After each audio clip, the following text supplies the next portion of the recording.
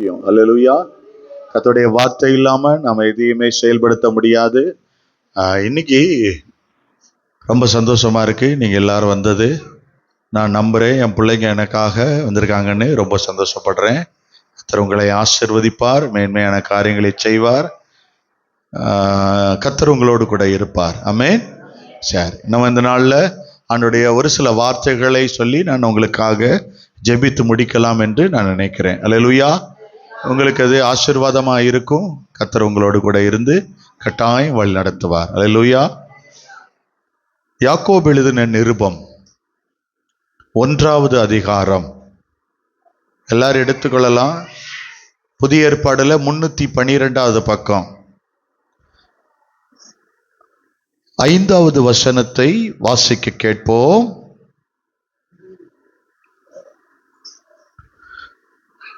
உங்களில் ஒருவன் ஞானத்தில் குறைவுள்ளவனாயிருந்தால் யாவருக்கும் சம்பூர்ணமாய் கொடுக்கிறவரும் ஒருவரையும் கடிந்து கொள்ளாதவருமாகிய தேவனிடத்தில் கேட்க கடவான், அப்பொழுது அவனுக்கு கொடுக்கப்படும். ஒரு விசையாக கண்களை மூடி, எங்கள் அன்பின் பரலோக பிதாவே, உம்முடைய பரிசுத்த பிள்ளையாகி இயேசு கிறிஸ்துவுக்குள்ளாக வந்தமை ஸ்தோத்திரிக்கிறேன். இன்றைக்கு நீர் இந்த வார்த்தையை எங்களுக்கு தந்திருக்கிறீர். இந்த வார்த்தையின் மறைபொருளை எங்களுக்கு வெளிப்படுத்தி இந்த வார்த்தையில் உள்ள பொக்கிஷத்தை எங்களுக்கு காண்பித்தருளும். பரிசுத்த ஆவியானவர் பேசுகிறதை நாங்கள் கேட்க கிருபை செய்யும். உம்முடைய கரத்தில் ஒப்புக் கொடுக்கிறேன், இயேசுவின் மூலப்பிதாவே. ஆமேன், ஆமேன், ஆமேன். அல்லேலூயா, அல்லேலூயா, அல்லேலூயா. இன்றைக்கு இந்த வசனத்தை குறித்து நான் தியானம் செய்து கொண்டிருக்கும் பொழுது ஆண்டவர் சொன்னாங்க, நான் இன்னைக்கு சில ஞானத்தை பற்றி பேச போகிறேன். அல்லேலூயா. ஞானத்தை பற்றி பேச போறேன்னு சொன்ன உடனே சரி என்ன காரியமா இருக்கும் அப்படின்னு சொல்லி ஆண்டவர்கிட்ட போய் அப்படியே உட்கார்ந்து கேட்க ஆரம்பித்தும் பொழுது ஆண்டவர் இந்த வசனத்தை காண்பித்து, ஒருவன் ஞானத்திலே குறைவுள்ளவனாய் மாறினார், ஆண்டவர்கிட்ட வரணும். அவன் ஞானத்தை கேட்கும் பொழுது அந்த ஞானத்தை கர்த்தர் கொடுத்தார் என்று சொன்னா, நீங்க எந்த காரியத்தை செயல்பட ஆரம்பிக்கிறீங்களோ அந்த காரியம் மேன்மையாய் முடியும். அல்லேலூயா. இதுவரைக்கும் நம்ம ஞானத்துல பல காரியங்களை செய்திருப்போம். இப்ப கர்த்தருடைய ஞானத்தை கேட்கும் பொழுது அந்த காரியம் விசேஷித்த ஜெயத்தை கொடுக்கும். அல்லேலூயா, அல்லேலூயா. பாருங்க, எல்லா மனிதனுக்கும் எல்லா விதத்திலையும் ஞானம் இருக்கும். ஒரு வேலை செய்ய போனா அந்த வேலை செய்யறதுல ஒரு ஞானம் இருக்கும். சில பேர் படிப்பாங்க, படிப்புக்கேற்ற ஞானத்தை கர்த்தர் கொடுத்திருப்பாரு.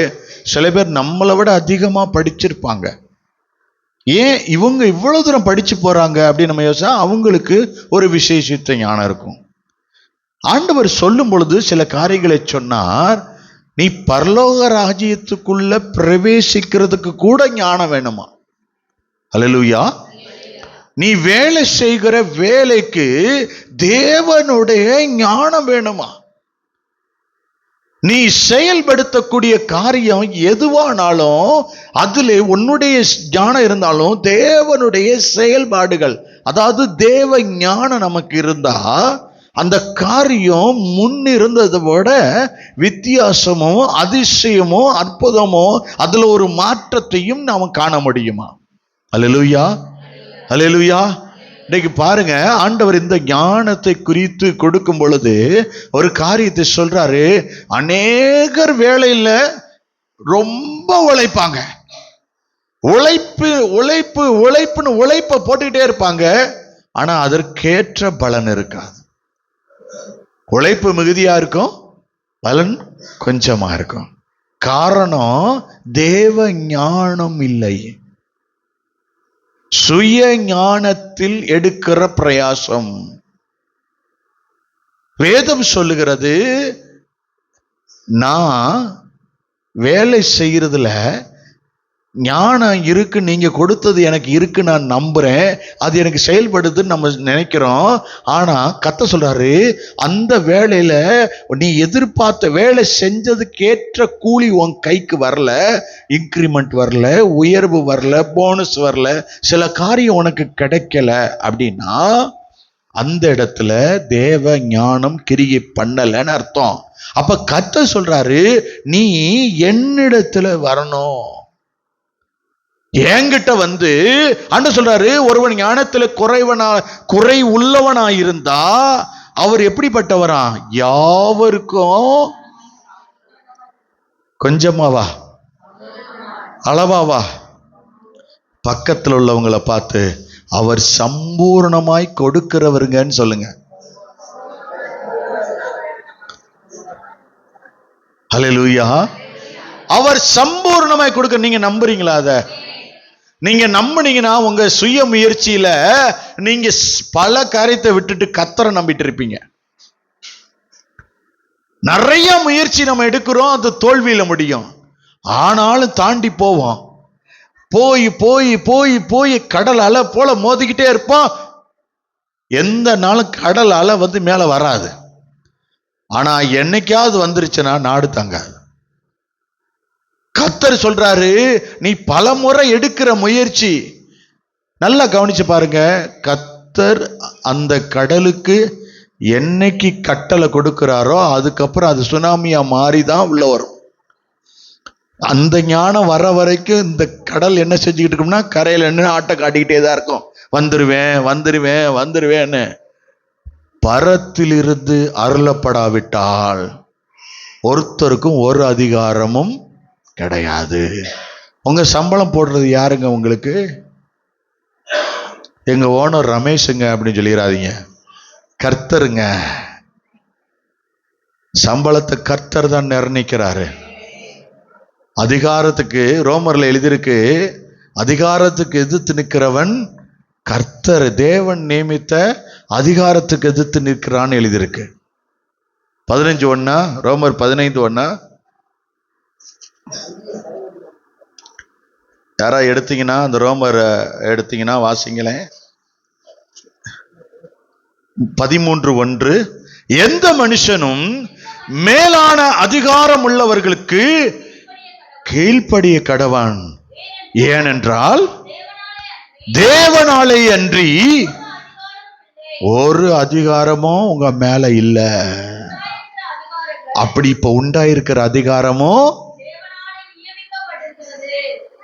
எத்தனை பேர் நம்புறீங்க? என்ன என் வீட்டுக்காரர் போட்டு அடக்கிறாருன்னா அந்த அதிகாரத்தை உங்க வீட்டுக்காருக்கு கொடுத்தவர்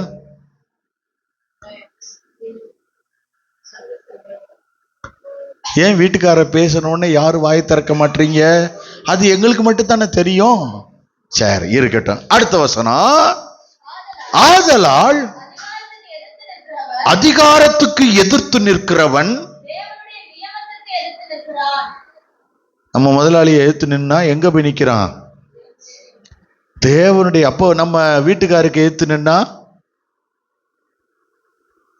நம்ம மேல யார் அதிகாரியா கர்த்தர் நியமிக்கிறாரா? சில வேளைகள்ல அவனால நியமிக்கப்பட்டவன் கூட நமக்கு அதிகாரியா வந்து உட்காருவான். பொறுமையா இருந்தா வெற்றி உங்க பக்கம். அவனையும் முடிப்பாரு, பார்வனையும் முடிப்பாரு. அல்லேலூயா. உங்க வாழ்க்கையில பெரிய மாற்றங்களை திட்டங்களையும் கொடுக்கிறவர் அவர். அல்லேலூயா அல்லேலூயா. பாருங்க, ஒரு சம்பவத்தை நாம ஆதாரமாக வாசிக்க போகிறோம். இங்கே ஆண்டவர் ஞானத்திலே குறைவு உள்ள காரியத்தை குறித்து சொல்லும் பொழுது 1 ராஜாக்கள் பக்கமாய் திருப்பிக் கொள்ளுங்க. 1 ராஜாக்கள் 3ஆம் அதிகாரம் எடுத்துக்கொள்ளலாமா? 1 ராஜாக்கள் 3ஆம் அதிகாரம்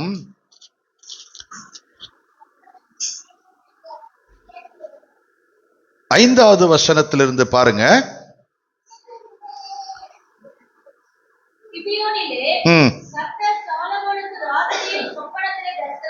இங்க என்ன நடக்குது? கிபியோனிலே கர்த்தர் சாலமோனுக்கு தரிசனத்துல, அங்க சொப்பனத்துல என்ன செய்யறாரு? தரிசனத்தை கொடுத்து என்ன சொல்றாரு? நீ என்ன விரும்புறியோ அதை என்கிட்ட கேட்கணும். ஒருத்தன் ஞானத்துல குறைவுள்ளவனா இருந்தா அவற்றை யாவருக்கு சம்பூர்ணம் உள்ளவற்றை கேட்கணும். உன்கிட்ட என்ன குறைவு இருக்கோ அதை கொடுக்கறதுக்காக கேட்கிறாரு. ஏன் ஞானத்தை கேட்கணும் இன்னைக்கு ஆண்டவர் சொல்லியிருக்காருன்னா, இந்த ஞானம் இருந்தாதான் பரலோகத்துக்குள்ள பிரவேசிக்க முடியும். இந்த ஞானம் இருந்தாதான் நீங்க உழைச்ச உழைப்பின் பலனை பூரணமா எடுக்க முடியும். ஏன்னா அவர் அந்த சம்பூரணத்தை அங்க வச்சிருக்காரு. உன் ஞானம் உனக்கிட்ட வந்த உடனே நீ சம்பூர்ணமா அறுவடை எடுத்துட்டு வருவ. பேதுரு சொல்லுவாரு, ஆண்டவரே ராம் முழுவதும் நான் பிரயாசப்பட்டேன், ஆனா ஒன்னும் அகப்படல. எனக்கு தெரியும் இரவு நேரம் தான் நிறைய மீன் கிடைக்கும், வெளிச்சத்தை கண்டோ எதையோ கண்டோ அதிகமா கிடைக்கும். மீனவர்களுக்கு தெரியும், அவங்க பிடிச்சு எடுத்து கொண்டு வருவாங்க. ஆனாலும் அந்த மீனவன் சொல்றான், நான் பிரயாசப்பட்டுட்டேன், ஒண்ணுமே அகப்படல. ஆனாலும் உடைய வார்த்தையின்படி வலைய போடுறேன். பீட்டர், ஆண்டவரு படகுக்கு வந்துட்டார்னா அவர் வந்துட்டாவே போதுங்க. தண்ணீர் திராட்சை ரசமா இதுவரைக்கும் இல்லாத ருசியோட கடல் தன்னுடைய மீனை அள்ளி கொடுக்க ஆரம்பிக்கும்.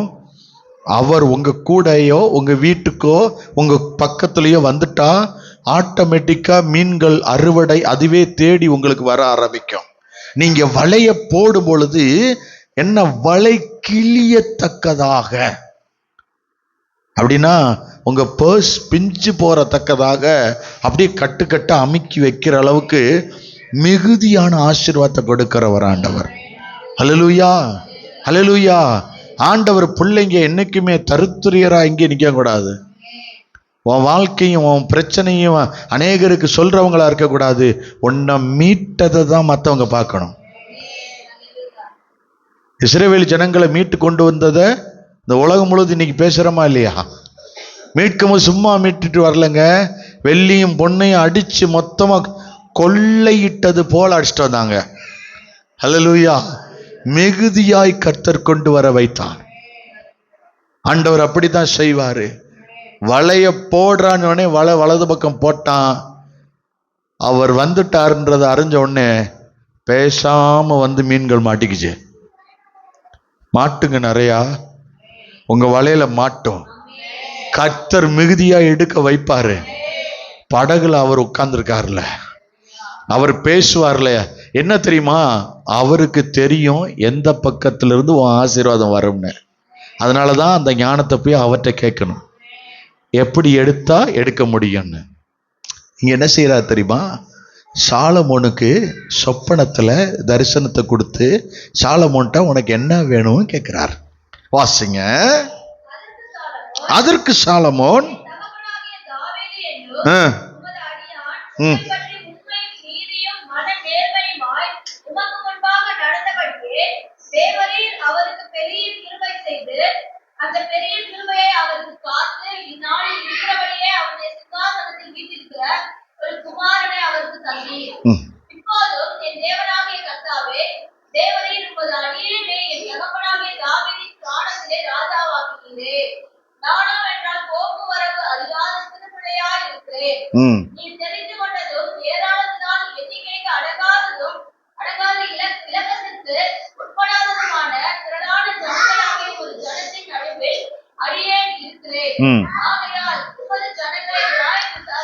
எப்படி கேட்கிறான்? ஆகையால் உமது ஜனங்களை நியாயம் விசாரிக்கவும் வகையறுக்கவும். எந்த இருதயம் வேணுமா? ஒருத்தன் ஞானத்துல குறைவு இருந்தா சம்பூர்ணமா கொடுக்கிற இடத்துல கேட்கணும். ஆனா இங்கே இவன் கேட்கறது எப்படி? எப்படிப்பட்ட இருதயத்தில் ஒரு ஞானம், ஒரு விசேஷித்ததை கேட்கிறான். அதை ஞானத்தை இருதயத்துல தந்தருளணும். இந்த ஏராளமான ஜனங்களை என்ன செய்யணுமா?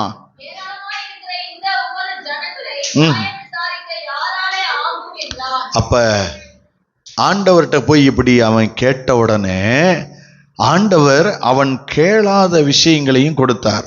அல்லேலூயா. தொடர்ந்து வாசிங்க.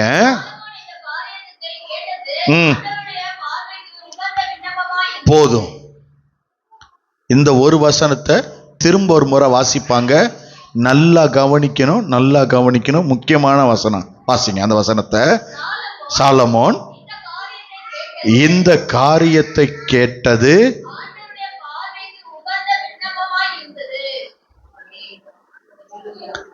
ஞானத்தை கேட்கறது அப்பாவோட பார்வைக்கு பெஸ்டா இருக்கான்.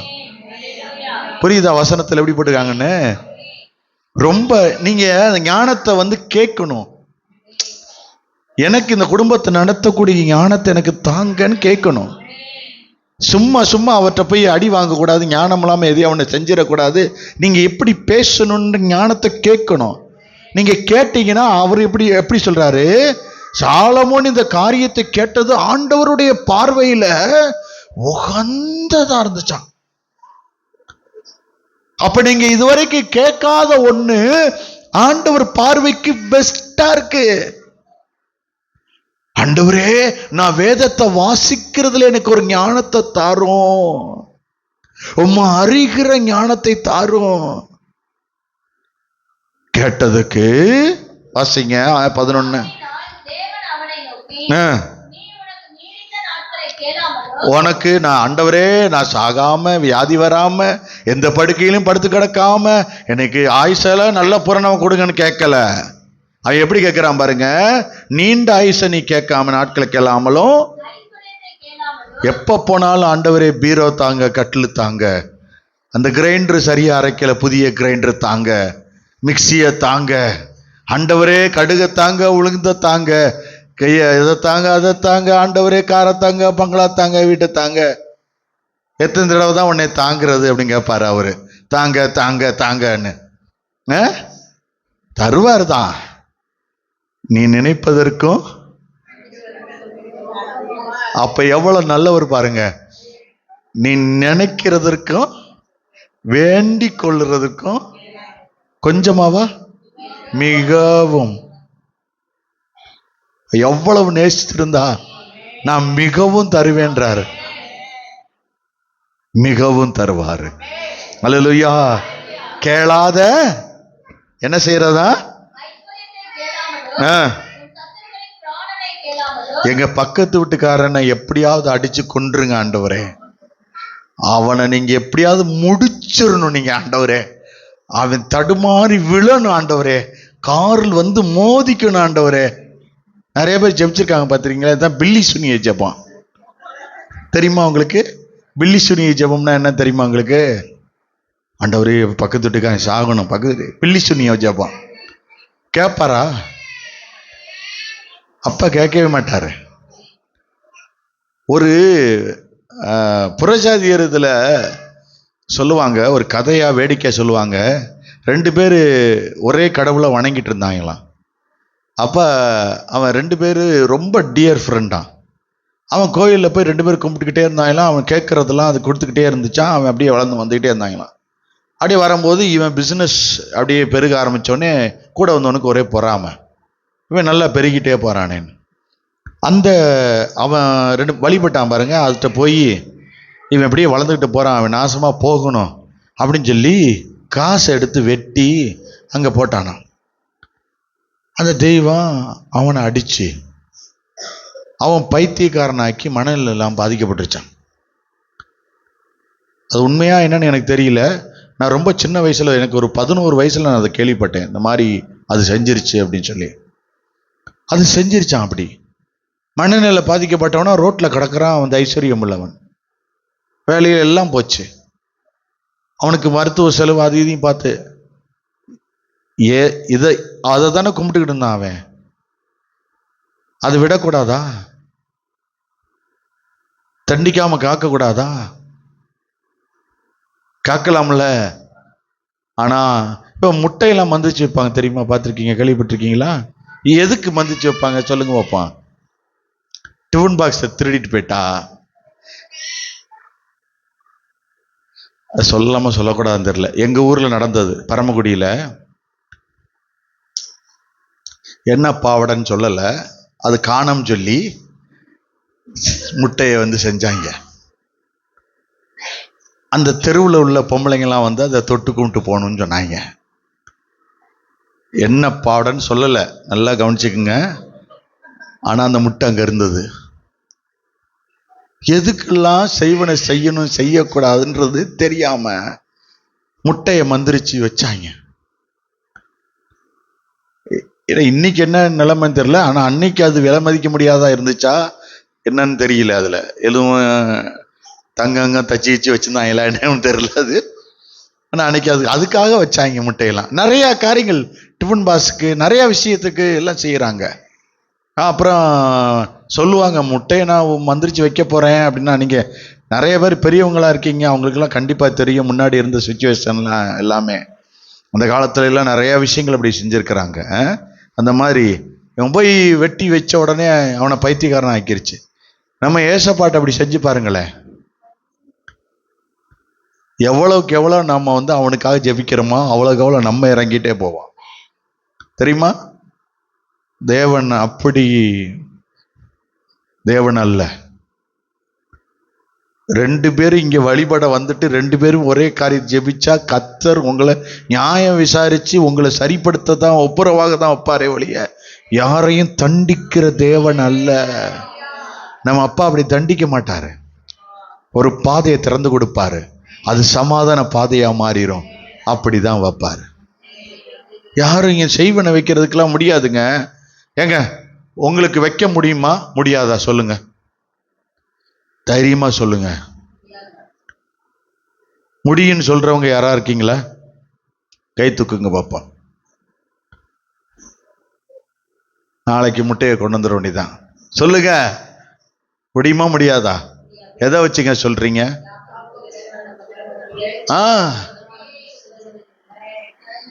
அந்த நம்பிக்கை இருக்கணுங்க. நான் ஆவிக்குரிய இஸ்ரவேலன், ஆவிக்குரிய எபிரேயன், என்னை தொட ஒருத்தர் முடியாது. இந்த எபிரேயனை தொடுறதுக்கு ஒருத்தராலே முடியாது. ஏன்னா என்ன காக்கிறவர் உறங்குவதும் இல்லை தூங்குவதும் இல்லை. அல்லேலூயா. மந்திரம் இங்க பாருங்க, ஏசப்பாட்ட ஒரே ஒரு விஷயம் இன்னைக்கு நல்ல தெளிவா பதிவு பண்ணி வச்சுக்கோங்க. நீங்க எதை நம்புறீங்களோ அது உங்களுக்கு நடக்கும். நீங்க சிந்தனையில பதிவு பண்ணி வச்சுக்கோங்க. நீங்க எதை கண்டு பயப்படுறீங்களோ அது நடக்கும். நீங்க எது கிடைக்கும் சொல்லி பயப்படுறீங்களோ அது நடக்கும். நீங்க அவர் உங்க கூட இருக்கிறான்னு நினைச்சீங்கன்னா அது நடக்கும். நான் நல்லா தான் இருக்க போறேன் நினைச்சீங்கன்னா நடக்கும். நீங்க சுகமாவே நினைச்சீங்கன்னா நடக்கும். ஆண்டவர்கிட்ட நீங்க எதை நம்புறீங்களோ அதை கொடுப்பாரு. நான் ஐயோ நான் வேலையில பாக்குறேன் என்னை அழிச்சிருவான், இல்ல எனக்கு இந்த நடந்துரும், நீங்க நம்புனீங்கன்னா நடக்கும். எது நடந்தாலும் எனக்கு ஒண்ணு நடக்காதுன்னு நீங்க நம்புனீங்கன்னா அதுவும் நடக்கும். அதுக்காக எங்க வீட்டுக்காரருக்கு நடக்கணும்னு சொல்லி நடக்க கூடாதுன்னு அதெல்லாம் ஜெபிக்க கூடாது. நிறைய பேர் இப்படிதான் சொல்லி போடுறீங்க. ஜபக்குறிப்பு பார்த்தீங்கன்னா ஊறுபட்ட ஜபக்குறிப்பு அப்படியே வரும். ஆண்டவர் காத்துல பறக்கிறதெல்லாம் பாத்தியாப்பா? இடையிடையில வீட்டுக்காரர் 4 தடவை திட்டிருக்காங்க. அவர் பண்ற காரியத்தை பார்த்தீங்கன்னா ரொம்ப வயசாக ரொம்ப அநியாயம் பண்றாருங்க. கால நேரம் எதை செய்ய அதை செய்யன்னு அந்த லிஸ்டெல்லாம் சொல்லி அதுலேயும் தெரிஞ்சவங்களா பார்த்து ஒப்பாரி புள்ள அங்கே வச்சிடுறது. கர்த்தர் பார்த்துட்டு இருப்பாரு, ஏன் மகளே நீ அங்கே போய் அந்த அம்மாட்டையும் இந்த அம்மாட்டையும் சொல்ற, நீங்க என்ன நினைக்கிறீங்க? என்ன நினைக்கணும்? நீங்க சொன்னது என்ன செஞ்சிட்டீங்க, அதை நம்பி தானே சொல்றீங்க, நடக்கும். எப்படி மாறும் நினைக்கிறீங்க? ஆண்டவர் சொல்றாரு, கடுகளவு விசுவாசம் இருந்தா மலையே பேர்ந்து சமுத்திரத்துல விழுன்னு நீ நம்பினேனா நடக்கும். அப்ப நீ என்ன நினைக்க? கடுகு பார்த்துருக்கீங்களா? இல்ல ரொம்ப ஆச்சரியமா பாக்குறீங்க, ரொம்ப சந்தோஷம். கடுகு எப்பயுமே உடைச்சாதான் இருக்காது. கடுகு எவ்வளவு வேணா அள்ளி பாருங்க, கடுகு முழுசாதான் இருக்கும். ஆண்டவர் சொல்றாரு, முழுசா விசுவாசம் முழுசா வட்டமா இருந்துச்சுன்னா முழுமையா இருந்துச்சுன்னா குட்டியா இருந்தாலும் நடக்கும். உன் பிரச்சனை சமுத்திரத்துக்குள்ள விழுன்னு நம்பிட்டேன்னா, இங்க பாருங்க, எவனுக்கு நடந்தாலும் எனக்கு நடக்காது நீங்க நம்புனீங்கன்னா நடக்கவே நடக்காது.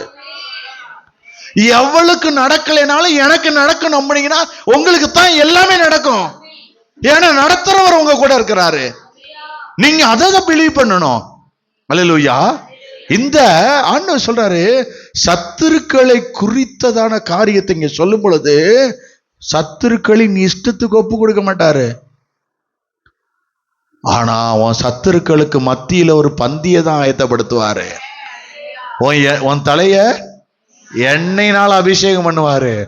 உன் பாத்திரம் நிரம்பி வழியும், உன் பாத்திரம் நிரம்பி வழியும், உன் வீடு நிரம்பி வழியும். சகலத்தை கர்த்தர் நிரப்புவாரு. உன்னை வெறுமையா விட மாட்டாரு.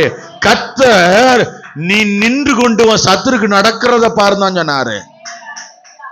யார் கையிலும் கர்த்தர் ஒப்பு கொடுக்க மாட்டாரு. உன்னை நல்லதான் வச்சுக்குவாரு. உன்னை உயர்ந்த இடத்துல வைப்பாரு. மேன்மையான எண்ணத்தை மட்டும் மாத்திரு. என்ன என் வீட்டுக்காரரு நல்லபடியா மாறிடுவாரு, இனிமே அவர் சந்தோஷமா தான் பேசுவாரு. அவர் சந்தோஷமா நீங்க பேசுவார் நம்ப ஆரம்பிச்சோடனே அவர் சந்தோஷமா பேச வந்தோடனே என்ன புதுசா அப்படிலாம் கேட்கக்கூடாது. நீங்க ஜெபிச்ச ஜெபத்தை கேட்டிருக்காரு, பொழுது அன்னைக்கு போய் அங்க அப்படின்னு சொல்லிடக்கூடாது.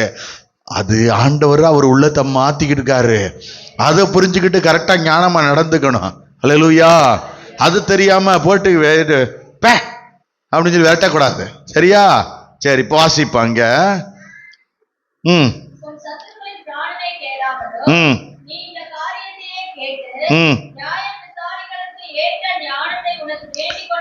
படியினால் அதையும் கொடுத்துட்டாரு. நல்லா கவனிச்சிங்களா? தேவன் சொல்றத கவனிச்சிங்களா? இவ்வளவு நேரம் சொன்னேன் பாருங்க, ஒரே வார்த்தை சொன்னாரா? உன் வார்த்தையின்படி. எத்தனை பேருக்கு புரியுது? நீ என்ன வார்த்தை சொன்ன? நீ எப்பயா சாவ, அந்த வார்த்தை இல்லைங்க. என் வீட்டுக்கார் சீக்கிரத்துல மாறிடுவாரு, என் வீட்டுக்கார் என்னோட கூட வந்து இந்த அருளாதர் ஆராதிக்க போறாரு, என் வீட்டுக்காரு விசேஷித்த பிரசனத்துல கர்த்தர் அவரை நிரப்ப போறாரு, என் வீட்டுக்காரர் நல்ல சுகமாயிருவாரு, என் மனைவி நல்ல நிலைமைக்கு வந்துருவா, என் வீடு என் குழந்தை எல்லாம் விசேஷித்த ஞானமுள்ளதா இருக்கும், என் பிள்ளை படிப்பு இதுவரைக்கும் காணாததா. இங்க பாருங்க, நான் சொல்றேன் சிஸ்டர், இது வரைக்கும் வேணாம், பிள்ளைங்க படிப்புல வேணா விட்டுருக்கலாம். இப்ப நீங்க நம்புங்க. இப்ப நீங்க வாயில சொல்லும் போதே என் பிள்ளை இதுக்கப்புறம் நல்லா படிப்பான்னு நீங்க நம்பி பாருங்களேன். நிச்சயமா அப்பா உங்க உங்க உங்க விசுவாசத்தை உயிருள்ளதா மாத்தி கட்டாயம் கொடுப்பாரு. எவன் வந்தாலும் உள்ள விட மாட்டாரு. அவர் வாசல் அடைச்சாருன்னா அடைச்சதான். ஏன்னா திறவுகோல் அவர்கிட்ட இருக்கு. அவர் அடைச்சதை திறக்கிறதுக்கு ஒருத்தனும் இல்லை. அதை ஞாபகம் வச்சுக்கோங்க. அவர் பூட்டினதான். திறந்த வாசலை வச்சுட்டாருன்னா ஒருத்தரும் அடைக்க முடியாது. நீங்க ஆசீர்வாதத்துக்குள்ள நுழைஞ்சு போயிட்டே தான் இருப்பீங்க. அல்லேலூயா. உங்களை கர்த்தர் அப்படிதான் நடத்துவாரு. வாசிங்க. உன் வார்த்தையின்படி செய்தேன்.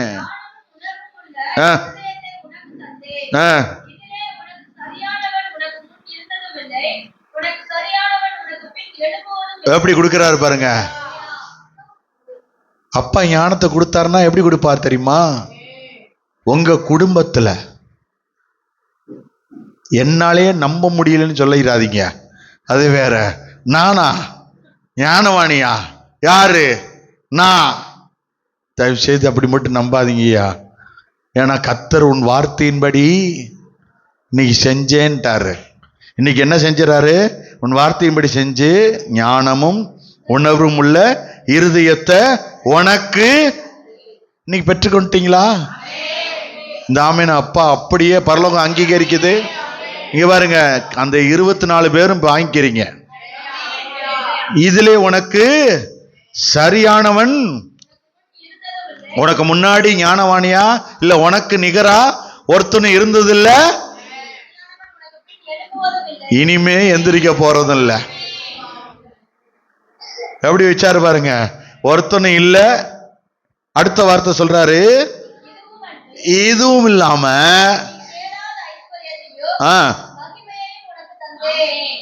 இதுதான் ஞானம். ஞானத்தை கேட்கும் பொழுது நீ கேளாததும் உள்ள நுழைஞ்சிரும். அந்த ஞானத்தை பயன்படுத்தி உன்னை அந்த அந்த ஐஸ்வர்யத்தையும் அவர் உள்ள போய் அங்க ஆப்ரேட் பண்ணுவாரு. உன் ஞானத்துல கத்தோட ஞானத்தோட உள்ள நீ இறங்கும் போது அதனுடைய கிரிகையை நீ பார்க்க ஆரம்பிப்ப. ஹல்லேலூயா. அதனாலதான் சொன்ன, இதுமின்றி நீ கேளாத ஐஸ்வர்யத்தையும் மகிமையும் உனக்கு தந்தேன், உன் நாட்களில். அப்படி இதுதாங்க ஏசப்பா, இதுதாங்க நம்ம அப்பா. சரியானவன் ஒருத்தனும் இல்லையா. உன்னை தீர்மானம் பண்ணி உன்னை முடிவெடுத்து உன்னை நடத்தணும்னு வச்சுட்டார்னா உனக்கு ஈக்குவல் வேற யாருமே இல்லை. நல்லா குறிச்சு வைத்துக் கொள்ளுங்க. உங்களுக்கு பின்னாடி இல்லை, இனிமே தோன்ற போகிறதும் இல்லை. நீங்க நம்புறீங்களா? இன்னைக்கு கர்த்தர் அந்த ஞானத்தை உங்க இருதயத்தில் கர்த்தர் நீங்க கேளாத ஐஸ்வர்யமாகிய அந்த விசேஷித்த ஞானத்தையும் ஐஸ்வர்யத்தையும் அந்த கனத்தையும் அந்த மகிமையும் இன்றைக்கு உங்களுக்கு இயேசு கொடுக்கிறார். பத்தலையே. அல்லேலூயா, அல்லேலூயா. கர்த்தர் கேளாததை கொடுப்பார். சரி, ஒரு காரியத்தை நான் சொல்லி முடிக்கிறேன். மத்தேயு 25 அதிகாரத்தை எடுத்துக்கொள்ளுங்க. அப்படியே திருப்பி வாங்க, 1 வாசிங்க. மத்தேயு 25 1 வாசிங்க.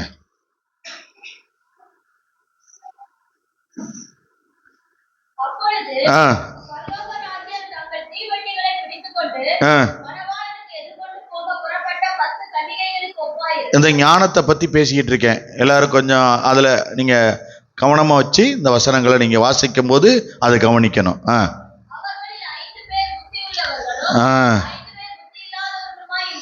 இவங்க எங்க போறதுக்கு தீவட்டியோட வந்தாங்க? பரலோகத்துக்கு போறதுக்கு. நல்லா கவனிக்கணும். 10 பேரு புத்தி எங்க 2ஆம் வசனம் வாசிங்களங்க. 5 பேர், சாரி 5 பேரு புத்தி உள்ளவர்கள் எப்படி இருக்காங்க? புத்தி உள்ளவர்கள் இருக்காங்க, புத்தி இல்லாதவர்கள் இருக்காங்க. எங்க போறதுக்கு? எல்லாம் பரலோகம் ராஜ்யம் போறதுக்கு வேக வேகமா ஓடி வந்து திடுன்னு ஓடி வந்துட்டாங்க. விளக்கு எடுத்து வெளிச்சத்தை கொளுத்தி எல்லாம் பிடிச்சிட்டு வந்தாச்சு. வந்தவங்கள 5 பேரு புத்தி உள்ளவங்களும் 5 பேர் புத்தி இல்லாதவங்களும் பைபிள் பிரிச்சு காட்ட ஆரம்பிச்சிருச்சு. வாசிங்க. புத்தி இல்லாதவர்கள்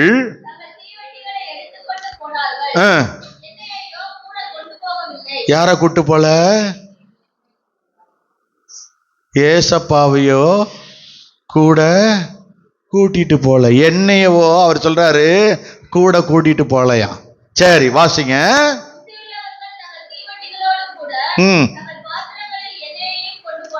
அவங்க தான் ஞானம் உள்ளவங்க. அல்லேலூயா. புத்தி இல்லாதவனும் புத்தி உள்ளவனையும் பத்தி சொல்றாரு. ஞானம் உள்ளவங்க.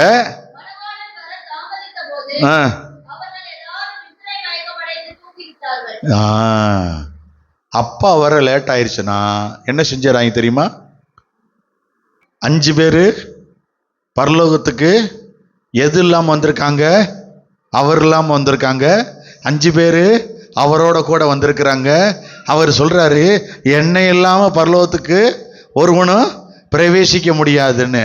இப்ப அவங்க எண்ணெய் இல்லாம உள்ள வந்திருக்காங்கன்னு சொல்றாரு. பரலோகத்துக்கு வர்றவன் ஏசப்பா இல்லாம நானும் கிறிஸ்தவன் உள்ள வந்திருக்கான். புரிஞ்சுச்சா? வாசிங்க. வந்துட்டாருங்க. அப்பா எப்ப வருவாரு? எப்படி வருவாரு? நடுராத்திரில வருவாரா? திருடன் வர்றது போல வருவாரு. திருடன் வர்றது தெரியுமா உங்களுக்கு? யாருக்காவது போன் பண்ணி, அண்ணே இன்னைக்கு நைட்டு உங்க வீட்டுலனே, அதுவும் கரெக்டா 2 மணிக்கு தானே வருவேன், அப்படியா? திருடன் வர்றது அந்த வீட்டுக்காரங்களுக்கு யாருக்கா தெரியுமாங்க? ஆண்டவர் சொல்றாரு, திருடன் வருகிறது போல வருவேன்றாரு. அவன் திருடன் வர போறவன் வந்து எப்படி வருவான்னு எதுவுமே டைம் தெரியாது, ஒன்றும் தெரியாது. எப்ப வருவான்? நம்ம அசந்து போய் படுப்போம். எத்தனை மணிக்கு? 3 மணிக்கு படுப்போமா? நிறைய பேர் இப்பயே அசந்து போய் தான் படுத்திருக்கீங்க. ஏன்னா ரொம்ப நீங்க யோசிக்கிறத பார்த்தா சில பேர் 7-8 மணிக்கெல்லாம் எப்படிதான் தூங்குறாங்கன்னு தெரியலப்பா. அசந்துடுறாங்க. நம்மெல்லாம் நம்ம வரவே மாட்டேங்குது. போய் கத்தாவே கத்தாவே கத்தாவே, நீ நல்லா ஜெபம் பண்ற மகனே, இன்னும் கொஞ்சம் நேரம் ஜெபம் பண்ணேன்னு 12-1 மணி ஆயிடுது. ஃபேமிலி ப்ரேயர் அது இதுன்னு போய் முடிச்சு 12 மணிக்கு படுத்து காலைல எத்தனை மணிக்கு எந்திரிப்பீங்க? மறுபடியும் 4 மணிக்கு. தம்பி தம்பி உயிரோட தானே தம்பி இருக்கீங்க, எந்திரிங்க. 4 மணிக்கு மறுபடியும் ஐயா ஒன்று, உன் ஜெபம் நல்லா இருந்துச்சு ராஜா, திரும்ப ஜெபம் பண்ணுண்ணா. காலில் எழுந்திரிச்சு என்ன ஜெபம் பண்ணுவீங்க? தூக்கத்தில் மைண்டு ஃபுல்லாக ஃப்ரீயாக இருக்கும், எந்த இதுவுமே வராது. முதல்ல போய் என்னை பரிசுத்தத்துக்குள் நடத்துங்க ஆண்டவரே, எனக்கு அந்த பரிசுத்த பரலோக பரிசுத்தத்தை கொடுங்க. ஏன்? அதிகாலையில் என்னை தேடுகிறவன்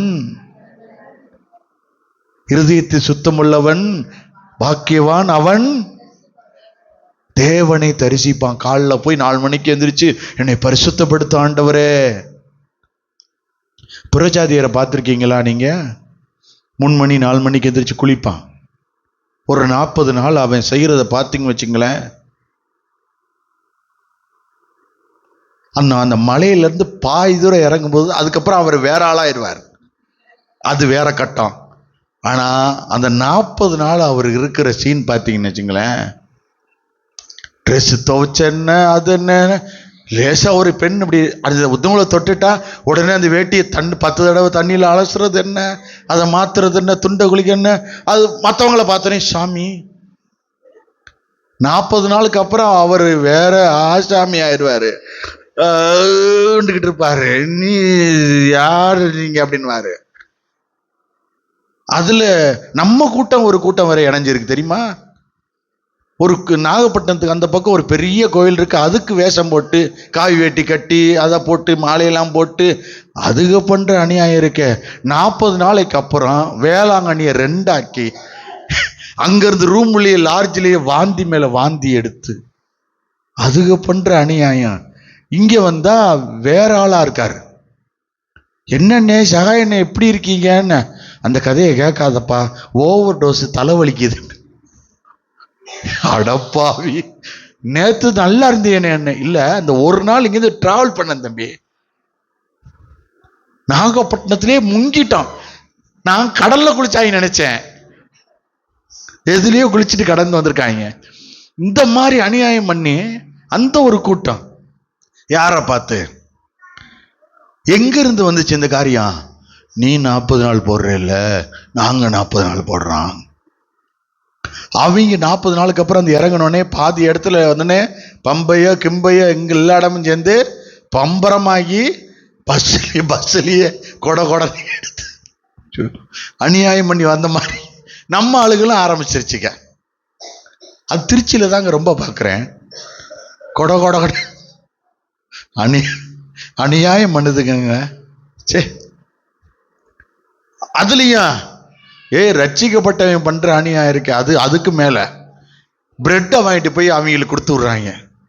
நீங்க ரொம்ப தூரம் நடந்து போறீங்க, வரும்போது உங்களுக்கு வேணும், பிரெட்டை கையில வச்சுக்கோங்க, சரியா இருக்கும் ஈக்குவலான்னு பிரெட்டை வாங்கி கொடுத்து அனுப்புறாங்க. பாவம் இல்லைங்க, அவங்க 40 நாள் விரதம் இருந்திருக்காங்க. 41 ஆள் 10 பேரா வருவான், அவன் யாராலையும் சமாளிக்க முடியாது. அதுல நம்ம ஆளுங்க ரட்சிக்கப்பட்டவன். நான் இங்க மெயின் ரோட்ல பார்த்துட்டு இவங்களா அப்படின்னு யோசிச்சேன். பிரெட் பாக்கெட்டோட நிக்கிறாங்க அவங்க வழி அனுப்புறதுக்கு, கார்லயும் வேன்லயும் போறவங்களுக்கு. அப்புறம் தான் கண்டுபிடிச்சு ரட்சிக்கப்படாதவங்க. அது வரைக்கும் நான் நினைச்சுக்கிட்டு இருந்திருக்கேன், பிந்தினோர் முந்தினோர் ஆகி எவன் போவான் போக மாட்டான், இதெல்லாம் நம்ம ஜட்ஜ்மெண்ட் அத்தனையும் வெயில். அவர் ஜட்ஜ்மெண்ட் தான் கரெக்ட், அவர் நினைக்கிறதா நடக்கும். நம்ம என்னத்தையா சொல்லிக்கிட்டு இருந்தா இல்லைங்க, அவர் ரொம்ப பக்திமயம், காவி வேட்டி காவி சட்டெல்லாம். 41வது நாள் ஆனோடனே காவி ட்ரெஸ் குப்பையில கிடக்கும். அதுக்கப்புறம் அவர் பழையபடி போயிடுவார், பிரயோஜனமற்றவராய். என்ன சொல்லிக்கிட்டு இருந்தேன்னு மறக்கிற அளவுக்கு ஆகிட்டாங்க என்னைய. சரி, மத்தைக்கு வருவான், வாசிங்க. எப்ப? திருடன் வர்ற டயத்துல.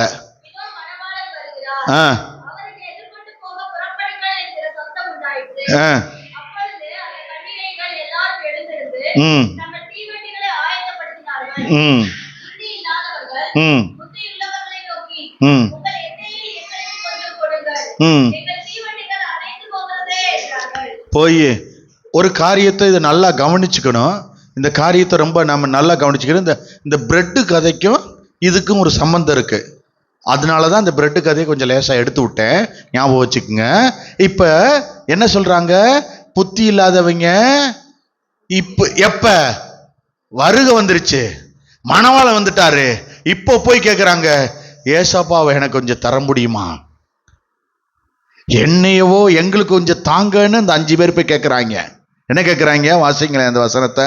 புத்தி இல்லாதவர்கள் புத்தியுள்ளவர்களை நோக்கி, ஆ உங்கள் எண்ணெயில் எங்களுக்கு கொஞ்சம் கொடுங்கள், ஆ எங்கள் தீவெட்டிகள் அணைந்து போகிறதே என்றார்கள். இதுல ஒரு விஷயத்தை கவனிக்கணும். யாருக்கு எதை கொடுக்கணும் கொடுக்க கூடாது என்பதை நீங்க அறிஞ்சிக்கணும். இந்த வசனம் சொல்லுது யாருக்கு. ஏன்னா நீங்க கொடுக்க கூடாத நேரத்துல கொடுக்க கூடாததை கொடுத்தீங்கன்னா நீங்க பரலோக ராஜ்யத்துக்குள்ள பிரவேசிக்க முடியாது. எத்தனை பேருக்கு புரியுது? எப்ப கொடுக்கணும், யாருக்கு எதை கொடுக்கணும், எதை கொடுக்க கூடாது என்பதை நீங்க ஆவியில நிதானிச்சுட்டு தான் கொடுக்கணும். எங்க வீட்டுக்காரரு வார்த்தையை கீழ்ப்படி சொல்லியிருக்கீங்க, அதனால நான் போய் அவருக்கு பீடி வாங்கி கொடுக்குறேன்னு சொல்லி, சாராயம் வாங்கி கொடுக்கணும்னு சொல்லி கத்த சொல்லியிருக்காராம். எப்படி? எங்க வீட்டுக்காருக்கு நான் ரொம்ப கீழ்ப்படுகிறேங்க, அவர் கிழிச்ச கோட்டை நான் தாண்டவே மாட்டேங்க, அம்மா வீட்டுக்கு போகாதன்னு சொன்ன உடனே சரிங்க, அந்த புடவை உனக்கு வேணாம், சரிங்க. எந்த எந்த இடத்துலயா நடந்திருக்காங்க அந்த சம்பவம்? அம்மா வீட்டுக்கு எத்தனை தடவைங்க போறது? பாஸ்டர்லாம் விட்டீங்கன்னா ஒரு வாரம் அழுவாரு. எவ்வளவு தடவைங்க போறது? கணக்கில் இல்லாம போயிட்டு இருக்குங்க. வருஷம் வருஷம் நேர்த்திக்கடை மாதிரி போயிட்டு இருக்கங்க.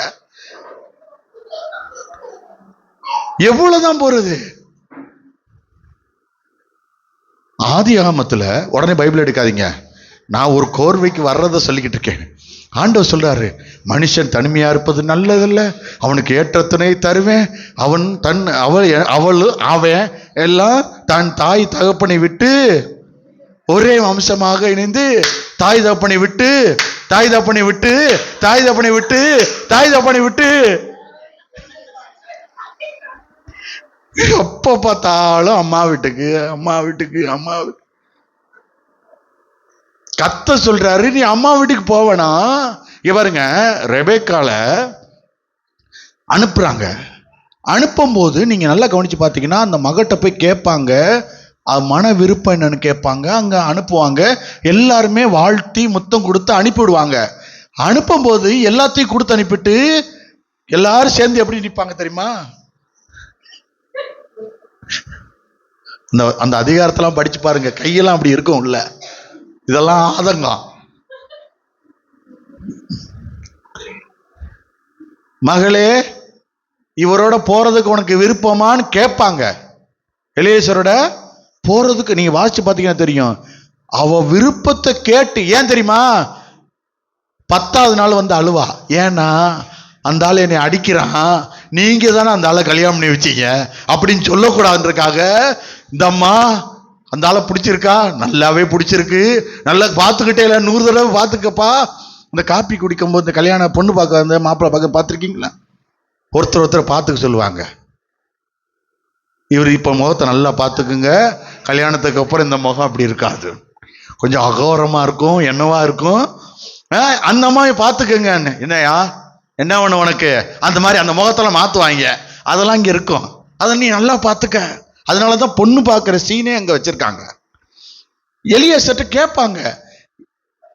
அந்த பெண் தெரியுமா அவ என்ன செஞ்சா தெரியுமா, மாப்பிள்ளைய பார்க்காமையே போனான்.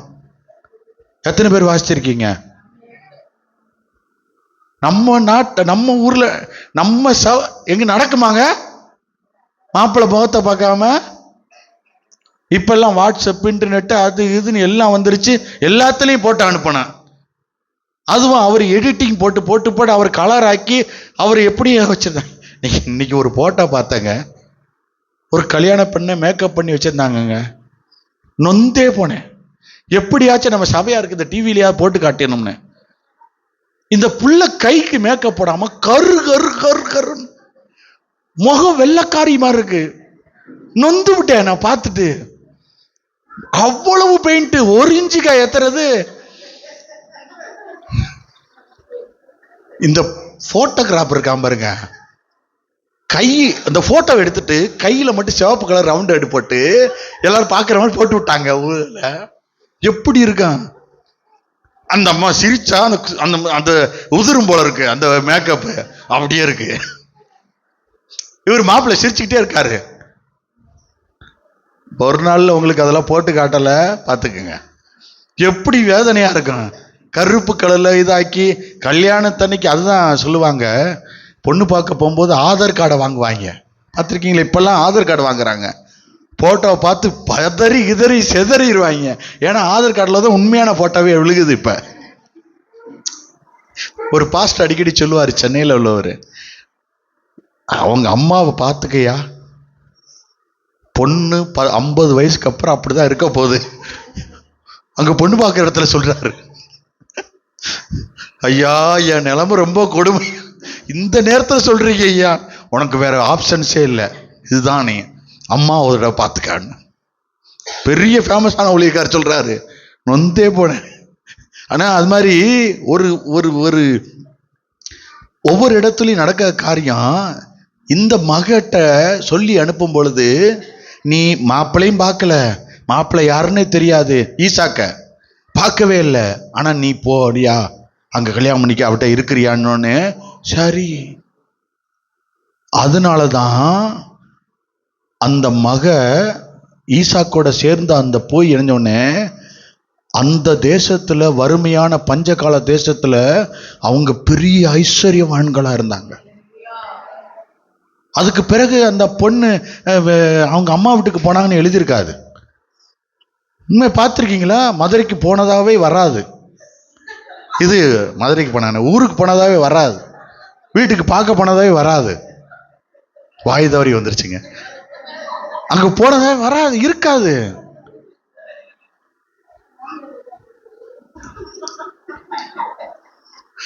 வேற வழி. அப்ப உங்களுக்கே தெரிஞ்சிருக்கும், மாமியார் வீடு அங்கதான் இருக்குன்னு சொல்லிட்டாங்க. இது உங்களுக்கு தெரிஞ்சிச்சா? ஏன் பாஸ்டர் குலுங்கி குலுங்கி வேதனைப்பட்டு தனியா அழுதுட்டு இருக்காரு உங்களுக்கு தெரியுதா? மன உளைச்சல். பாருங்க, அவங்களும் நம்மளை போல ஒரு சரீரம்னு சொல்லி நம்ம என்ன செய்யறோம், சரி வாங்க மதுரைக்கு போவோம்னு கூட்டு போறான், ஊருக்கு போவோம்னு கூட்டு போறான். எவ்வளவு இறக்கப்படுவீங்க? 18 வருஷமா இறக்கப்பட்டுக்கிட்டு இருக்காங்க.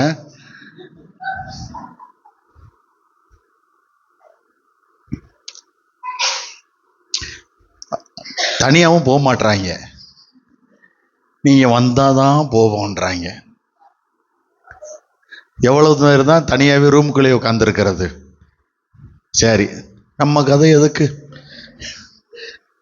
அப்ப என்ன நடக்குது? ராத்திரியில அவர் வந்துடுறாரு, மணவாளன் வந்துடுறாரு. மணவாளன் வந்த உடனே புத்தி இல்லாதவங்க புத்தி உள்ளவங்கிட்ட போய் கேட்குறாங்க. ஆண்டவர் சொல்றாரு, நீங்க எப்பயுமே ஆயத்தமா இருக்கணும், ஆயத்தப்பட்டு இருக்கணும். ஏன்னா மணவாளன் வரும்பொழுது நீங்க உங்ககிட்ட தேவன் எதிர்பார்க்கிற காரியம் இல்லைன்னா நீங்க கைவிடப்படுவீங்க. நீங்க கூட்டத்தோட கூட்டமா சேர்ந்துக்கிட்டு ஜெபம் பண்றதையும் ஆர்ப்பரிக்கிறதையும் கர்த்தர் கவனிச்சுக்கிட்டு தானே இருக்காரு. உங்ககிட்ட உண்மை இல்லையே, நீ உங்ககிட்ட வரம் இல்லையே, உங்ககிட்ட அபிஷேகம் இல்லையே, பரிசுத்தாவுடைய வல்லமை இல்லையே, பரிசுத்தாவின்னு சொல்லும் பொழுது நீ கீழ்ப்படி இல்லையே, இதை செய்யக்கூடாது, இதை பார்க்காத, இதை செயல்படுத்தாதுன்னு எத்தனையோ முறை வான் பண்ணி செய்யாம போனதுனாலதான் இப்ப விட்டுட்டாரு. ஆண்டவர் சொல்றது இல்லை. இப்ப நிறைய பேரை சொல்றது இல்லை, நீ இதை செய்யாதன்னு சொல்லவே மாட்டாரு. தானியேல் 12:2 வாசிங்களேன்.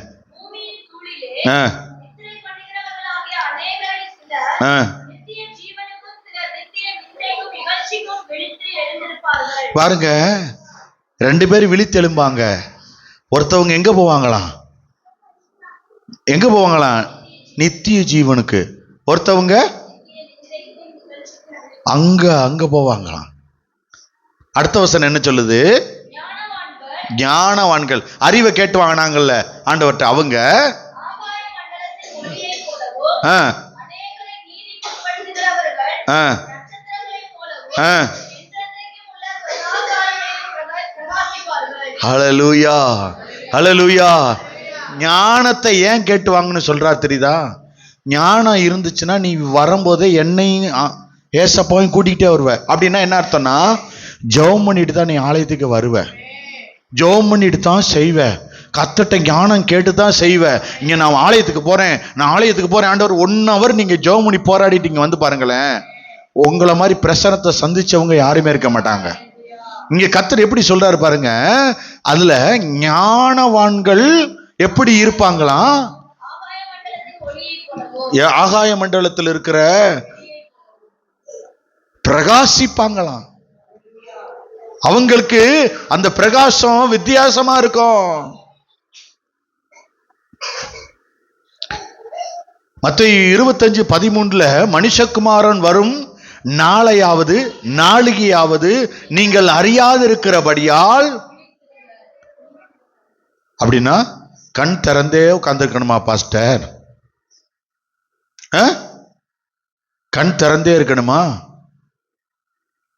உங்க ஜெபம் நீங்க எல்லாத்துலயும் ஆயத்தப்பட்டிருக்கணும், பரிசுத்தத்தை பண்ணிக்கிட்டே இருக்கணும். தெரியாம நம்ம அசுத்தத்தை பார்த்துருவோம், கழுவணும். ஆண்டவர் ரத்தத்துக்கு, ஆண்டவரே என்னை பரிசுத்தப்படுத்தும், என்னை சுத்திகரிச்சுக்கிட்டே இருக்கணும். உங்களை எப்ப வருவாருன்னு தெரியாது, திருடனை போல வருவாராம். அப்ப உங்களை நீங்க ஆயத்தப்படுத்திக்கிட்டே இருக்கணுமே. அப்பதானே நம்ம உட்பிரவேசித்து பரலோக ராஜ்யத்துல தேவனோட சந்திக்க முடியும். கத்த சொல்றாரு, நீ பரலோகத்துக்கு போகணும்னாவே உனக்கு ஞானம் வேணுமா? ஞானம் இருந்தா நீ பிரகாசிப்பியா, நீ சைன் பண்ணுவ, மற்றவங்களுக்கு அது வித்தியாசமா தெரியுன்றாரு. உடனே வித்தியாசமா காட்டுவாரு. மற்ற விசுவாசி போல வந்து உட்கார்ந்துடக்கூடாது, நீ சைன் பண்ணணும். உனக்குன்னு ஒரு பிரகாசம் இருக்கணும். உன்கிட்ட ஏதோ ஒண்ணு இருக்கிறது இந்த உலகம் பார்த்தே ஆகணும்.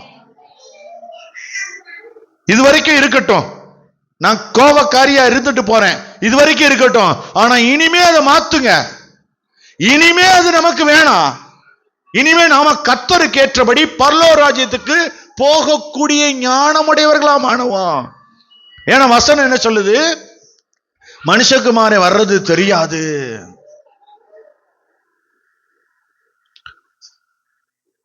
நீங்க நல்லா தெரிஞ்சுக்கணும், யாரால அனுப்பப்பட்டவங்க எதை எந்த இடத்துல எந்த காரியத்தை கொடுக்கணும். சில பேர் என்ன செய்வாங்கன்னா, தானம் தர்மம் பண்ணணும், அதை செய்யணும், இதை செய்யணும்னு வேற எதையாவது போய் யாருக்காவது எதையோ ஒன்று செஞ்சிருவாங்க. கவனமா அதை செயல்படுத்தணும். யாருக்கு கொடுக்கணும், எதை அவங்க மகிமைப்படுத்துவாங்கன்றதை அறிந்து கொள்ளணும். புரியுதா? மகிமை எதை அவர்கள் இது பண்ணுவாங்க, அவங்க யாருக்கு எதற்கு போய் செலுத்துவாங்க.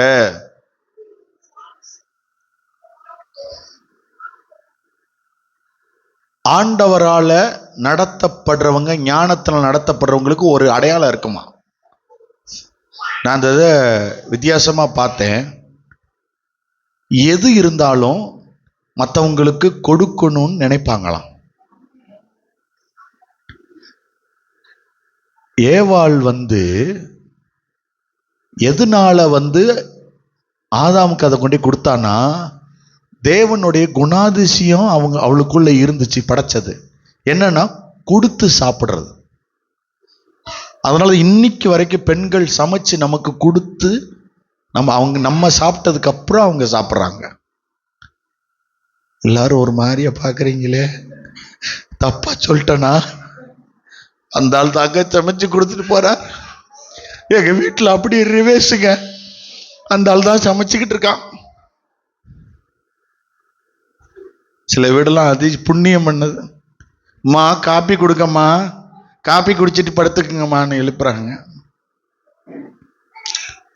நம்ம சில வீடுகள்லாம் காப்பி கிடைக்குமா, பொறு போட்டு வெந்துகிட்டு இருக்கு போடுவான். காப்பி வெந்துகிட்டு இருக்கா? புரியலையே. பால் கொதிக்குன்னு சொன்னா ஒத்துக்கலாம், வெந்துகிட்டு இருக்குன்றாங்க. சரி வரட்டும். அதனாலதான் ஏவாள் என்ன செஞ்சா, அவன் சாப்பிட்டுட்டு அதை கொண்டு போய் சமைக்கிறதை அவர்கள் கொடுக்கிறவங்களா அவங்க இருந்தாங்க. அல்லேலூயா. நேரம் ஓடிக்கிட்டே இருக்கே. ஏசாயா 11:2 முடிச்சிடுறேன். ஏசாயா 11:2 ஞானத்தையும் உணர்வையும் அருளும் ஆவியும் ஆலோசனையும் பலனையும் அருளும் ஆவியும் அறிவையும் கர்த்தருக்கு பயப்படுகிற பயத்தையும் அருளும் ஆவியையும். இங்க பாருங்க, இது எல்லாம் ஆவியானவராம். இது அவர் தான் கொடுப்பாராம். வசனம் சொல்லுது. யார் கொடுப்பா? ஆவியானவர் தான் கொடுப்பாராம். ஏசாயா 9:6 நமக்கு ஒரு பாலகன் பிறந்தார், நமக்கு ஒரு குமாரன் கொடுக்கப்பட்டார், கர்த்தத்துவம் அவர் தோளில் இருக்கிறது, அவர் நாமம் அதிசயமானவர், ஆலோசனை கர்த்தர். ஞானம் கேட்கிறவனுக்கு கர்த்தர் ஆலோசனை சொல்வாராம். கட்டளை கொடுக்க மாட்டாரு. நீங்க அதையும் இதையும் ஒன்னா இணைச்சிடக்கூடாது. ஆலோசனை அதாவது ஞானம் கேட்கிறீங்கல்ல, ஞானம் கேட்கிறவனுக்கு கர்த்தர் ஆலோசனை கொடுப்பாராம். நீ இதை செஞ்சே ஆகணும் அப்படி கட்டளை கொடுக்க மாட்டாரு, ஞானத்தை கொடுப்பாராம். அதனாலதான் ஞானத்தையும் உணர்வையும் அருளும் ஆவி. இதுல சொல்றாரு அவர் ஆலோசனை கர்த்தர். அவர் ஆலோசனை கொடுத்தான்னா நீதிமொழிகள் 6:1 என் மகனே நீ உன் சிநேகிதனுக்காக பிணைப்பட்டு, இதெல்லாம் ரொம்ப வித்தியாசமா இருந்துச்சு. இந்த ஆலோசனை எனக்கு ரொம்ப ஆச்சரியமா இருந்துச்சு. கர்த்தர் கொடுக்கிற ஆலோசனை. 6:1 6:2 6:3 6:4 வாசிங்க. என் மகனே என்ன செய்யக்கூடாது? உன் சிநேகிதருக்காக நீ பிணைப்பட்டு, அதை என்னங்க கையடித்து கொடுத்தாயானால்? கையடித்து கொடுத்ததுன்னா என்னங்க?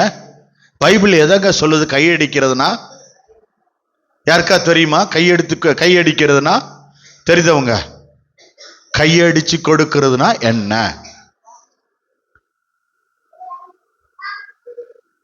கையெழுத்து போடுறது, ஜாமீன் கையெழுத்து. அங்க எப்படி எழுதியிருக்கு பாருங்க, அந்த வசனத்தை வாசிங்க. அந்நியனுக்கு பிணைப்பட்டு கையடிச்சு கொடுத்தேனா, என்னன்னா கையெழுத்து போட்டு கொடுத்தேனா, சிக்குண்டாய் மாட்டிக்கிட்ட. நான் கையெழுத்து போடுறேங்க, நான் ஜாமீன் கொடுக்கறேங்க, நான் சொந்த வீட்டுக்காரங்க, என் பத்திரத்தை தர்றேங்க, நான் கையெழுத்து போடுறேங்க அப்படின்னா என்னாச்சு? முடிஞ்சு போச்சு, வார்த்தையிலே மாட்டிட்ட. ஆலோசனை தர்றாருங்க. இப்போ என் மகனே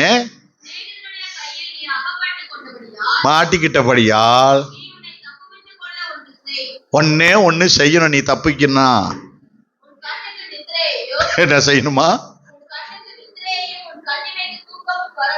வர தூங்காத, போய் அவன்கிட்ட ஓடி போய், எப்பா என் பத்திரம் மாட்டி இருக்குப்பா அவன்கிட்ட, எப்படியாவது நீ இந்த காரியத்தை கடனை அடைச்ச முடிப்பா, வருந்தி கேட்டுக்க, எப்படியாச்சும் இந்த கடனை அடைச்சிரு, என் பத்திரத்தை கொடுத்திருக்கேன், நான் கையெழுத்து போட்டிருக்கேன், நான் மாட்ட போறேன். அவன் கையெழுத்து போடலன்னா, அவன் பணம் கட்டலைன்னா என்ன ஆகும்? நம்மகிட்ட சொத்து நீங்க சொத்து உங்க வீட்டு பத்திரத்தை கொடுத்து கையெழுத்து போட்டிருக்கீங்களே, அதனால நான் நீங்க தரீங்களான்னு கேட்பாங்க நினைக்கிறீங்களா? உங்க சொத்து அவன் பேர்ல அங்க முடிச்சாச்சு. என்ன ஆகும் தெரியுமா? அவன் சொத்தை எடுத்துக்குவான், அவனுடையது. ஆண்டவர் ஆலோசனை கொடுக்குறாரு பாருங்க.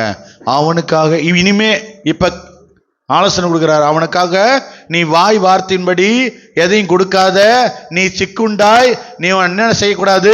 தூங்காம கண் விழிச்சு அவன் வீட்டுல போய் சிநேகிதனே வருந்தி கேட்டு அவன் எப்படியா பணத்தை வாங்கிட்டு 5வது வசனம்,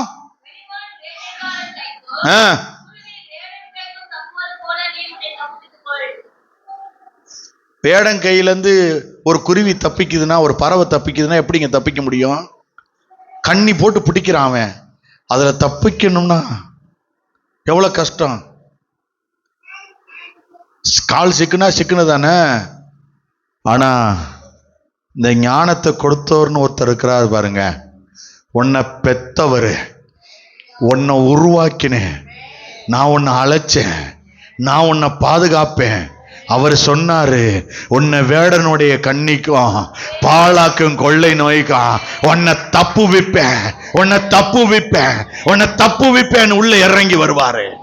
அல்லேலூயா. வேடன் கண்ணி வச்சு திருப்பருக்குள்ள அடிச்சு செட்டைகள் அடிச்ச உடனே வெளியே தூக்கிட்டு வெளியே எழுப்புவாரு. கண்ணிக்கு உங்களை சிக்க வைக்க விடவே மாட்டாரு.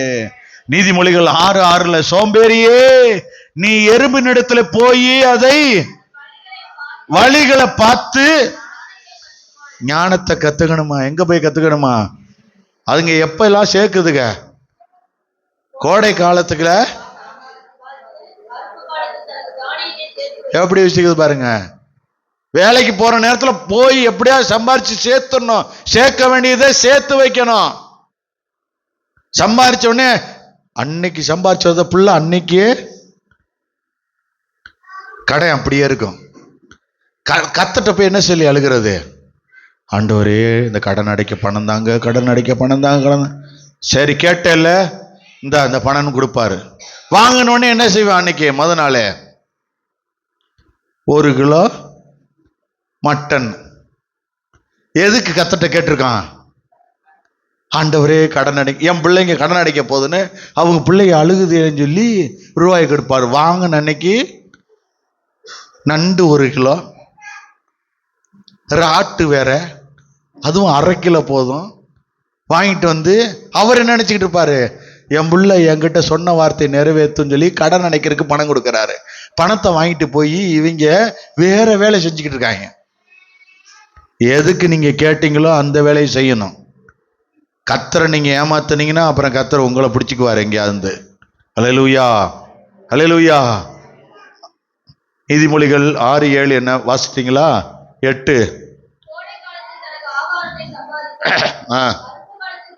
எப்பா, சரி. என்னன்னா நம்ம ஆண்டவர்கிட்ட என்ன கேட்கணும்? ஞானத்தை கேட்டா ஆண்டவர் எதுல எங்க எப்படி ஞானத்தை கத்துக்கணுன்றத சொல்லி கொடுப்பாரு. கோடை காலம் எது, மழைக்காலம் எது, எப்ப எதை சம்பாதிக்கணும், எப்ப எதை வைக்கணும், எதை சேர்த்து வைக்கணும், எதை அழிக்கணும்ன்றத கத்தர் சொல்லி தருவார். மனுஷங்கிட்ட ஞானத்துக்கு ஆலோசனைக்கு போய் நிற்க கூடாது. கத்தரிடத்துல ஆலோசனை கேட்டு போனா கத்தர் அந்த ஆலோசனையை சரியாக ஜெயிக்கிறதுக்கு சரியான காரியமா கொடுப்பார். அல்லேலூயா. ஜெபம் பண்ணலாமா? பரலோக பிதாவே, உம்முடைய பரிசுத்த பிள்ளையாகிய இயேசு கிறிஸ்துக்குள்ளாக வந்து சோத்தரிக்கிறேன். ஆண்டவரே, இந்த உலகத்துல நாங்க படிப்புல ஜெயிக்கணும், வேலையில ஜெயிக்கணும், இந்த குடும்பம் நடத்தக்கூடிய காரியத்துல ஞானம், எல்லாவற்றிலும் தேவ ஞானம் வேணும்னு நீங்க இன்னைக்கு கேட்கணும்னு சொல்லியிருக்கீங்க. நாங்க அதை உம்மிடத்துல இருந்து, தேவனிடத்துல இருந்து இதை பெற்றுக்கொள்ள போகிறோம். ஆண்டவரே, நிச்சயமா இப்ப யாரெல்லாம் எதுக்கெல்லாம் ஞானம் கேட்கிறாங்களோ அவங்க கேட்கறத இன்னைக்கு கத்தர் சாங்ஷன் பண்ண போறாரு. நீங்க அது எதுக்கு ஞானம் வேணுமோ, உங்க இடத்த எப்படி சரியா பாதுகாத்து கொள்ளணும், உங்க பிள்ளைகளை எப்படி சரியா வளர்க்க ஞானத்தை கேளுங்க. உங்க கணவரிடத்துல பேசக்கூடிய வார்த்தையை சரியான ஞானத்தை கேளுங்க. எல்லாத்துக்கும் சரியான ஞானத்தை ஆண்டவர் கொடுக்க சொல்லி கேளுங்க. ஆவிக்குரிய ஜீவியத்துல பரலோக ராஜ்யத்துக்குள்ள போறதுக்கு எனக்கு ஞானத்தை தாங்க ஆண்டவரே. அதே மாதிரி பிசாசு எந்த இடத்துல நுழைவான், எந்த வழி, எது எப்படி அவன் வர்றான், அவன் எப்படி சண்டை தூண்டி விடுவான், எல்லா காரியத்தையும் அறிந்து கொள்ளக்கூடிய ஞானத்தை கேளுங்களேன். நீங்க கேளுங்களேன். தயவுசெய்து சிஸ்டர் அண்ட் பிரதர், இந்த ஞானத்தை கேளுங்களேன். நிச்சயமா ஆண்டவர் அந்த ஞானத்தை, விசேஷித்த ஞானத்தை கர்த்தர் உங்களுக்கு கட்டாயம் கொடுப்பாரு. உங்க வேலையில இன்னும் ஒரு பெரிய அமௌண்ட் கிடைக்கும். இன்னைக்கு நல்ல ஆண்டவர் எல்லாவற்றிலும் ஜெயிக்கக்கூடிய அந்த ஞானத்தை தருவார். அந்த புத்தி அறிவு மிக மிக ஆலோசனை கத்தர் கொடுப்பாரு. ஆலோசனை கேட்கும் பொழுது கத்தர் சொன்னாங்க, எதுலையுமே பிணைப்பட்டு நீ கையெழுத்த போடாத, என்ன வேணாலும் மாறும், நீ மாட்டிக்குவான்னு சொல்லிருக்காங்க. ஆண்டவரே, நான் ஞானம் இல்லாம செஞ்சுட்டேன் ஆண்டவரே, அதுல இருந்து என்ன தப்புவீங்கன்னு கேளுங்க. ஒன்னதான் உன்கிட்ட கொடுப்பாரு, உனக்குண்டானது கத்தர் கட்டாயம் கொடுப்பாரு. எதுக்கு நீங்க கேளுங்க. உன் வார்த்தையின்படி இன்னைக்கு நடக்க போகுது. உன் சொல்லின்படியே கொடுத்தேன்னு சொல்ல போறாரு. நீ கேளாத ஐஸ்வர்யத்தை தருவாரு. அதை போய் கேட்டுக்கிட்டே நிக்காத. எதுக்கெல்லாம் ஞானம் வேணுமோ அதுக்கு கேளு. படிக்கிறதுக்கு ஞானம் கேளு, எல்லாவற்றையும் செயல்படுத்தக்கூடிய ஞானத்தை கேளு. உங்களை அறிகிற அறிவு தாங்க. அந்த ஞானத்தை தாங்க ஆண்டவரே. எனக்குள்ள என்ன வர இருக்கு, அபிஷேகம் இருக்குன்னு அறியக்கூடிய ஞானத்தை தாருங்க கேளுங்க. எங்கள் அன்பின் பரலோக பிதாவே, உடைய பரிசுத்த பிள்ளையாக இயேசு கிறிஸ்துக்களாக வந்தமை சோத்தரிக்கிறேன். அருமையான பிள்ளைகளுக்காக நாங்கள் செபிக்கிறோம். கர்த்தர் ஞானத்தை ஆண்டவரை பரிபூர்ணமாய் கொடுத்து உயர்வை கட்டளையிட்டு பிள்ளைகள் எந்த காரியத்தை கேட்டிருக்காங்களோ இன்னைக்கு நீங்க கொடுத்துட்டீங்க. நான் நம்புறேன். கொடுத்துட்டீங்க. நீங்க பெற்றுக்கொண்டேன்னா நீங்க ஆமேன் அப்பாட்ட சொல்லலாம். நிச்சயமா நிச்சயமா நிச்சயமா நிச்சயமா கர்த்தர் கொடுக்கிறாரு. சிலருக்கு விசுவாசிக்கிறவனுக்கு தான் நடக்கும். உங்களுக்கு தான் விலை எல்லாமே கூட. கர்த்தருடைய பார்வையில ஒண்ணும் அப்படி விலை கிடையாதுங்க. அதை ஞாபகம் வச்சுக்கோங்க. கர்த்தருக்கு அதெல்லாம் அற்பமான காரியம். உனக்கு கொடுக்கிறது அற்பமான காரியம். தப்பனே நம்முடைய கரத்துல பிள்ளைகளை ஒப்பு கொடுக்கிறேன். அந்த ஒவ்வொரு பிள்ளைகளை ஆசீர்வதி, கூட நடத்தும், இனி சாட்சியாக்கும். இயேசுவின் மூலம் பிதாவே, ஆமென்.